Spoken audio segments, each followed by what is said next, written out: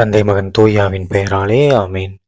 மத்தேயு எழுதின சிறந்த வாசகம் அதிகாரம் 17 இறை வசனங்கள் 1 முதல் 9 முடிய.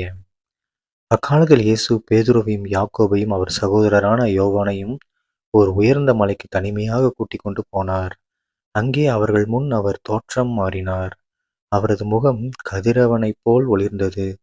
அவருடைய ஆடைகள் ஒளி போன்று வெண்மையாயின. இதோ மோசேயும் எலியாவும் அவர்களுக்கு முன் தோன்றி இயேசுவோடு உரையாடிக் கொண்டிருந்தனர்.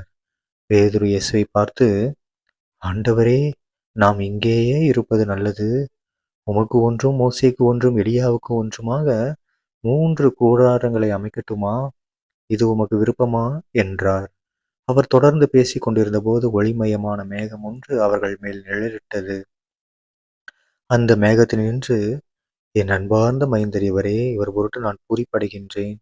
இவருக்கு செவிசாயுங்கள் என்று ஒரு குரல் ஒலித்தது. அதைக் கேட்டதும் சீடர்கள் மிகவும் அஞ்சி முகங்குப்புற விழுந்தார்கள். இயேசு அவர்களிடம் வந்து அவர்களைத் தொட்டு, எழுந்திருங்கள், அஞ்சாதீர்கள் என்றார். அவர்கள் நிமிர்ந்து பார்த்தபோது இயேசு ஒருவரைத் தவிர வேறு எவரையும் காணவில்லை. அவர்கள் மலையிலிருந்து இறங்கி வந்தபோது இயேசு, மானிட மகன் இறந்து உயிருடன் எழுப்பப்படும் வரை இக்காட்சியைப் பற்றி எவருக்கும் சொல்லக்கூடாது என அவர்களுக்கு கட்டளையிட்டார்.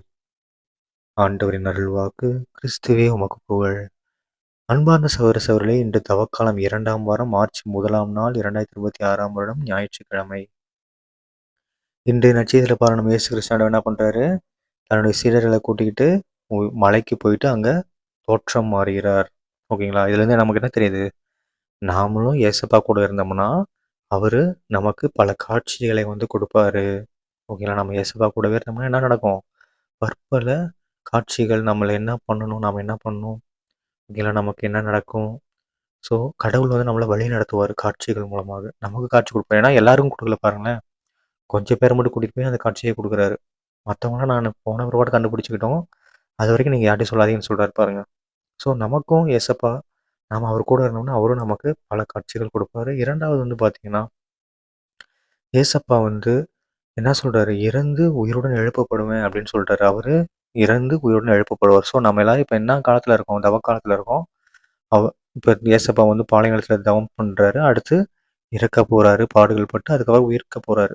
அதை முன்னாடி சொல்லிட்டாரு. ஸோ நாமளும் ஏசப்பா உயிர்ப்பு நமக்கு ஒரு உயிர்ப்பாக அமைய இந்த நாட்களை நாம் நல்லபடியாக பயன்படுத்துவோம். சரிங்களா? தந்தை மகன் தூயாவின் பெயராலே ஆமீன். இயேசுவுக்கு புகழ். இயேசுவுக்கு நன்றி. மரியே வாழ்க. இயேசுவின் ரத்தம் ஜெயம். அல்லேலூயா. Praise the Lord.